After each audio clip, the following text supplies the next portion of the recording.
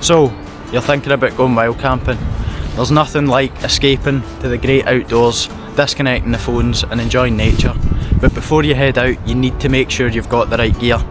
In this video, I'll cover all the kit you need to get started with wild camping. Your sleep system, cook kit, pack, footwear and some essential extras. Let's dive in.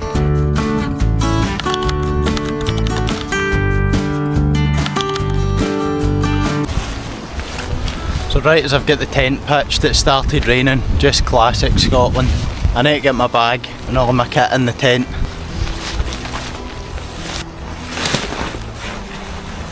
What a day to be filming this video.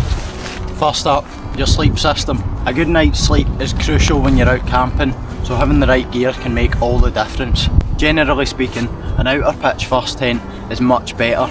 However, we're on a budget here, so we're trying to stick to what we can get with the money that we've got. A good starting point is the weight, size and waterproof rating of your tent.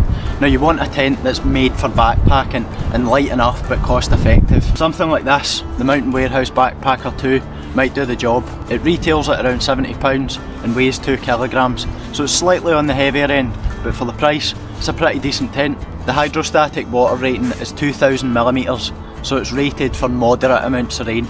You would probably struggle to keep everything dry inside this tent in heavier rain, but for the price, it does the job and it does it pretty well. A positive and negative about this tent is definitely the low profile. It means that there's less headroom inside, but it's harder to spot if you're looking to try some stealth camping or just keep yourself to yourself. The negative side to that though is the low profile means that there's less headroom in the tent, so you'll struggle if you're sitting up to be comfortable, and also your head might push the inner into the rain fly, and if the condensation's already built up inside, it can cause your inner in your tent to get quite wet. Your sleeping bag is one of your most important pieces of kit that you can buy. It's the difference between a great and a horrible night's sleep. Now there's so much information about sleeping bags, but all you really need to know is the weight, pack size, the season that it's suited for and the comfort rating on the temperature. I personally use the Vango Microlight 300 and this bag has a comfort rating down to 1 degree Celsius, although this does depend on your body type and if you typically sleep warmer or colder. This bag's got a fairly decent pack size and it only weighs around 1 kilo. It retails between £70 and £90 and it's a pretty good pick for your first sleeping bag. I'm typically a cold sleeper and I've found myself being perfectly comfortable in this sleeping bag down to 3 degrees Celsius, just with some foot and hand warmers. Speaking of which, foot and hand warmers are a great option if your bag isn't completely rated for the temperatures that you're using it at. If you chuck a couple of these in your bag, they'll heat up within about a half hour and keep you toasty all night long. Ideally you want to be buying adhesive body warmers that you can stick to your body, but if not, use the foot warmers and stick them to your chest on a t-shirt or a jumper that you're wearing when you go to bed. Generally speaking though, if you've got these in your sleeping bag, you're going to be toasty. The sleeping mat that you choose is arguably more important than the sleeping bag. Here's why. Your sleeping mat creates an insulated layer between your body and the cold ground. This is especially important when you're using your sleeping bag.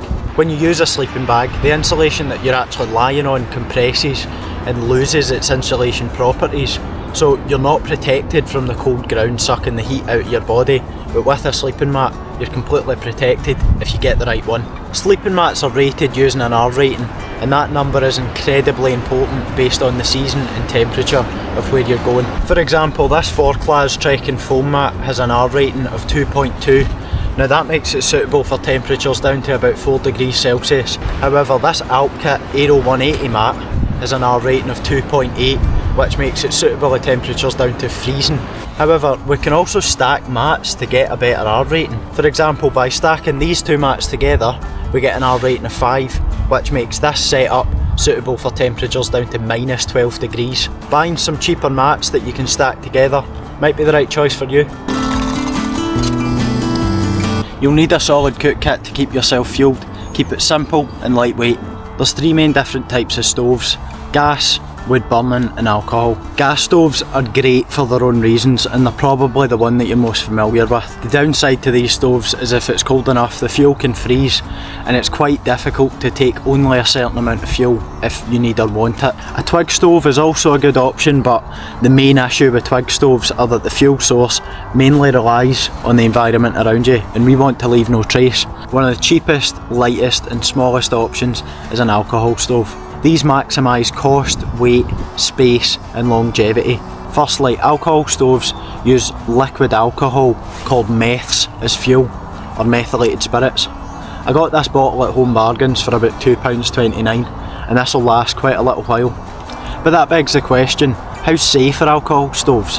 While they're on fire, they can be quite dangerous, so they have to be supervised and they have to be placed on a stable platform, because if while your fuel is lit you end up spilling it, whatever the fuel lands on, it will light it on fire. If you use a windbreak in a solid platform, it prevents the fuel from being spilled all over your kit, you or the environment. Another big downside and flaw of alcohol stoves is that the flame is invisible during the day, or at least when there's light that's brighter than the flame. At night you can see the flame relatively well, but during the day it's invisible, so you have to be very, very careful around the flame. You're not able to see the flame, but when I put my hand right here, it's quite hot. You can just barely see the flame when I cover the windbreak. It's very, very difficult to see, and it's important that you use your alcohol stove safely. The only reason that the flame is becoming so visible on this stove right now is because of the little burner holes that you see around the lip.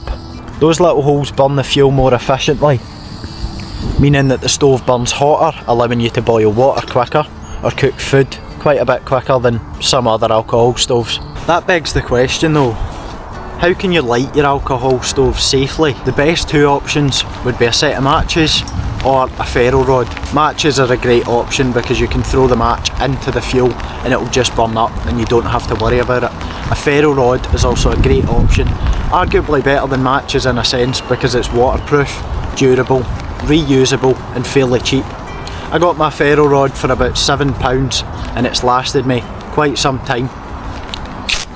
Ferro rods are fairly durable, they don't take up much space, they're long lasting. It's a good bit of kit to have. That's the brain getting heavy again. Something that's also really great about your ferro rod is that you don't always need to use this striker. If you lose it or don't want to bring it with you, as long as you've got something that's harder than the ferro rod, it can act as a striker. Pretty cool. So that brings us to the next important piece of kit, your cookware. All you need is a frying pan, a pot and some cutlery. However, this cook kit that I got was one of the cheaper ones on Amazon and it came with a teapot. You don't need that piece of kit, but it's nice to have a little bit of luxury when you go camping. You can also use your cookware as your dishes to eat from them. It saves all of the space and weight in your pack. As for cutlery, most people opt for a multi-tool or a spork of some kind. I just stick with a knife and fork though. Tools are absolutely essential for survival when you go camping. They can be the difference between a great and a terrible trip. Here's what I use and recommend. A Swiss Army knife or a multi-tool like one of these can make all the difference in an emergency situation if you really need it. Although this one's smaller and you can buy much bigger ones, the fact that there's a knife, screwdriver head, nail file, scissors and some other bits on it can make a difference if you really need them. An axe or a knife can also be a great tool to have on you, both for emergency situations and if you're taking part in some bushcraft. In terms of knives and sharp objects, you have to be very careful in the UK with what you carry. If you're carrying a knife or an axe, you have to be very careful in the UK to follow the law and carry it responsibly. I make sure when I carry my axe for bushcraft that it's deep and inaccessible in my bag. Lights and batteries are absolutely essential for nighttime use. Depending on the activity, whether it's night hiking or you're just walking around camp, you might want a headlamp that has rechargeable batteries. Ideally you want one that's waterproof and long lasting. In terms of torches and general lanterns, I use bike lights. These are a fantastic option because most people have them lying around the house. I use this front light as a torch when I'm looking or walking around camp, and this rear bike light for some ambient light inside the tent. Now, this is a lot easier on your eyes because it's a red light. Yeah, it does make it slightly harder to see, but it doesn't blind you and allows your brain to start to calm down when you're ready to go to bed. All of these are a great set of options, particularly the bike lights, because they're long lasting, waterproof, and don't cost too much. Footwear is so important because without comfortable footwear, you're setting yourself up to have a bad trip. You might think that waterproof footwear is one of your best options, but it definitely isn't. It's much easier to dry breathable light shoes than it is to dry welly boots, for example. If your feet get wet in waterproof shoes, you're going to struggle to get them dry. Alongside this problem, sweat builds up in waterproof shoes as you exert yourself while you're hiking or doing other tasks around camp, and that builds up and eventually your shoes will become soaking. In colder weather, that's an absolute death sentence. To avoid that problem, wear thinner shoes but thicker socks. Speaking of socks, you always want to wear socks that are moisture wicking. Wearing moisture wicking socks will stop your feet from getting cold. Alongside that, bring at least 1 or 2 pairs of extra socks. Putting dry socks on before you go to bed and when you wake up in the morning is one of the best feelings that you can have while you're out camping. A little quick tip is if you have wet socks, put them in the foot of your sleeping bag overnight and they'll dry by the time you wake up in the morning. Your backpack needs to fit all of your essential kit while also being comfortable to carry over long distances. A 45 to 65 litre rucksack is ideal depending on your trip length. I personally use the Highlander Discovery 45 litre. The bag's space, weight, structure and support is fantastic. Here's a quick tip. Separate all of the gear in your bag using dry bags and pack the heaviest kit closest to the centre of your back. This keeps your centre of balance closer to where it normally is. If you pack all of your lighter kit around your heavier stuff and your heavier stuff's against your back, you're not going to have problems with your bag making you feel like you're tipping backwards. When you go camping, a first aid kit is absolutely essential. Without one, you're asking for trouble. Try and keep it compact and basic. I made my own by getting some simple med supplies, sticking them in a little bag, and it's always there, ready to grab if I need it. In mine, I have tape, plasters, bandages, antiseptic cream, small scissors and some paracetamol. One of these can really save a bad situation. I also keep mine in a Ziploc bag so that I can keep everything dry and safe from the elements. Secondly, Powerbanks are absolutely essential when you go camping. This 10,000 milliamp power bank is great for weekend camps, but all you need for overnight camps is a 5,000 milliamp. You can buy them from Home Bargains and other tech shops. You can find them everywhere really, and they're great. It gives you that peace of mind, especially in an emergency situation, that your phone won't die. Just make sure it's fully charged before you go camping, because I've made that mistake before. Another piece of kit that people don't often talk about is a trowel. You have to do your business when you're out camping, and you have to bury it. We want to leave no trace, and we want to leave the environment as we found it. But whatever you do, when you do your business, don't leave toilet roll, even if it's biodegradable. Pack it out in a small hygiene bag. It saves destruction in the environment around us, and it's not that difficult to stick it in a Ziploc bag and hike it out. That's all the kit you need to get started with your wild camping journey. If you found this video helpful, give it a thumbs up and consider subscribing for more outdoor content. I'm Wild Camping Adam, and I'll see you in 2 weeks.